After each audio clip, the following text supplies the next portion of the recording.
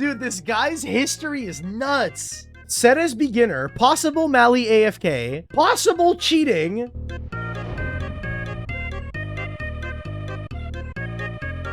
Today's video is sponsored by Opera GX. Are you still using your same old boring browser? Well, not for long. The same way you trick out your deck with a sick deck box and a new set of sleeves, with Opera GX you can set some awesome themes with all sorts of different features. By browsing the GX store, you can find all sorts of really awesome themes that add a bunch of cool stuff to your browser. Or you can use the one that I personally have installed, the Traveler. Big fan of this one, and it has all sorts of really cool stuff with it. For starters, it makes your home screen look like this and comes with this sick background music.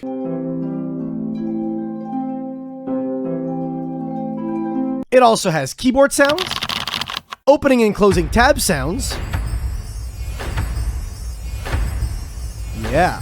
An awesome custom splash screen and custom icons, a custom icon for Opera GX itself, and last but not least, some mods even let you have an awesome custom cursor like this one. And if you're ever tired of your mods, you can navigate to the mods tab and just disable them and go right back to your regular old vanilla Opera GX. Another cool feature Opera GX offers is the ability to pop out any videos you're watching. So let's say you're watching the latest Distant Coder upload, but you want to be deck building on Dueling Book. You can just pop it out, put it wherever you like on your screen. I'm going to put it right over here, and then I'm going to navigate over to DB, go to the Duel tab, and pull up my deck, and I'm gonna start deck building. Or if you feel like that doesn't work well, you can just grab your Dueling Book tab, drag it over to the left, and you know what? Put them side by side right over here. Get your deck building going on the left, your Distant Coder video on the right, and look at that. You're able to do both seamlessly directly into the browser. But now I know what you're saying, Coder. I already use my boring other browser. I don't want to lose all the bookmarks that I have. It's gonna take me forever to set them back up. Well, no. It's actually a lot easier than you think to just transport them over. By navigating over to your browser settings right over here, clicking on synchronization, and clicking import bookmarks and settings, you're able to immediately import everything that you have from another browser. Now, would you believe I already use Opera GX, so I didn't have to do this, but if you're using some other boring browser, it's just as simple as clicking import here, and you're good to go. So with that being said, stop using your boring browser and swap over to Opera GX. Join the dark side where we have customization options. A big thank you to Opera GX for sponsoring today's video. And with that being said, let's get back into the action. Whoosh. Okay, we got Mitsu versus the Power Patron Doom Z deck. Hi Judge, Power Patron Doom Z was equipped to Sargus and he super polyed Sargus.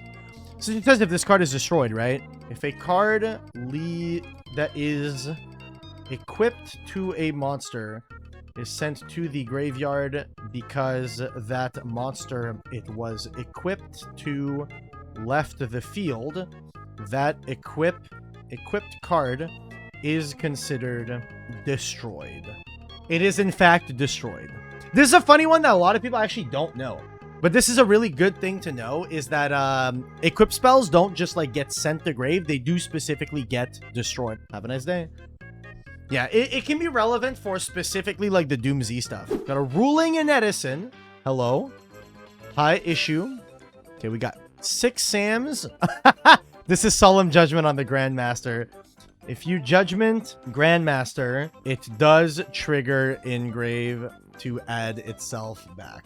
This is 100% the question they're asking.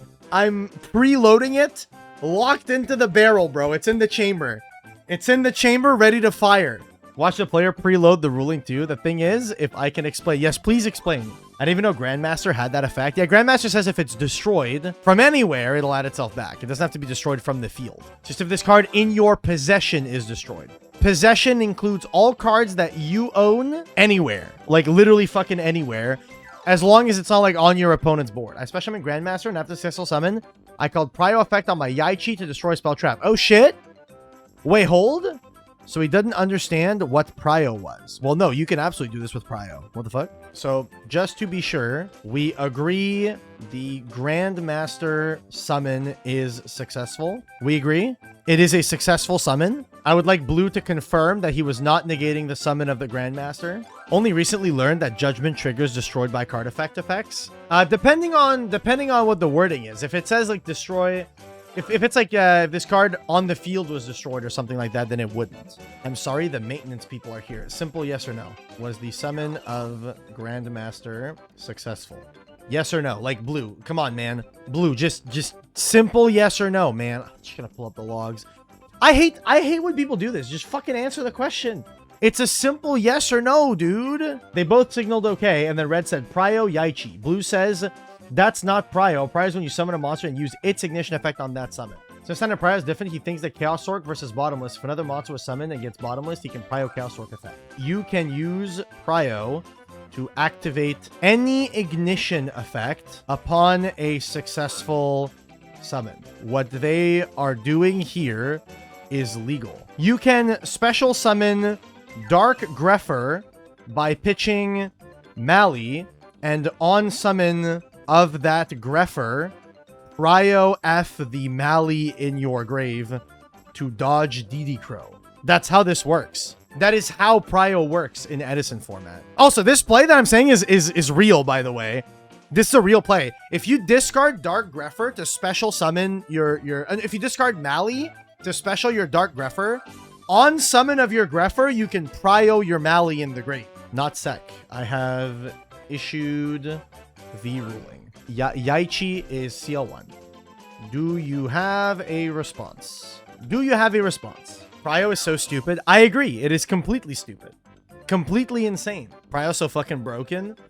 And it's funny because it's not as broken as most like retro players seem to believe that it is. Say if you like summon Dark Armed while Grepher is on field, they chain Bottomless. Well, if you retain Prio to use Grepher or Dark Arm Dragon, you would do so before they can Bottomless. You'd summon Dad, Prio Grepher, then they can CL2 Bottomless. Yeah, that is how that works. That is quite literally how that works. Why are we talking about stuff that doesn't matter? Because Blue he's trying to gotcha me because his understanding of Prio is incorrect. Yeah, see?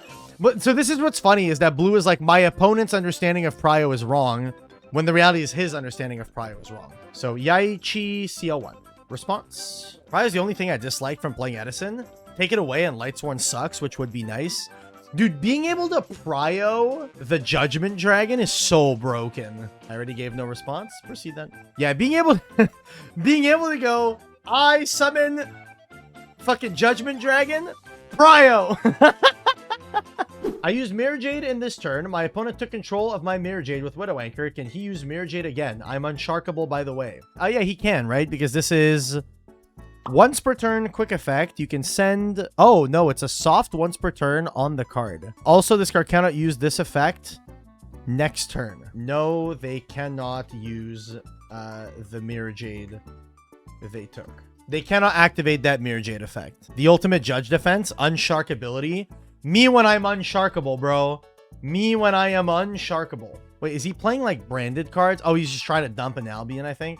Took it with Widow, try to use the effect just to benefit from the cost. My argument is Mirrorjade is you can use. The restriction on Mirrorjade is a once per turn per copy of the card, not a named once per turn. Meaning the restriction is on the card itself. So you taking it doesn't wipe away that restriction.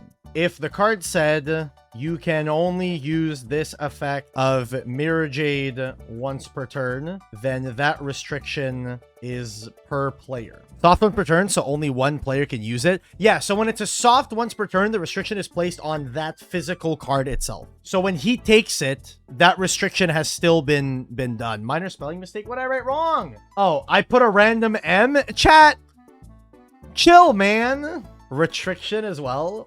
Dude, I'm never gonna learn how to spell, am I? I'm literally never gonna learn how to spell. It was Chainlink 1 Quem, Chainlink 2 Widow Anchor, I assume on Quem, Chainlink 3 Cartesia, Chainlink 4 MST on Retribution.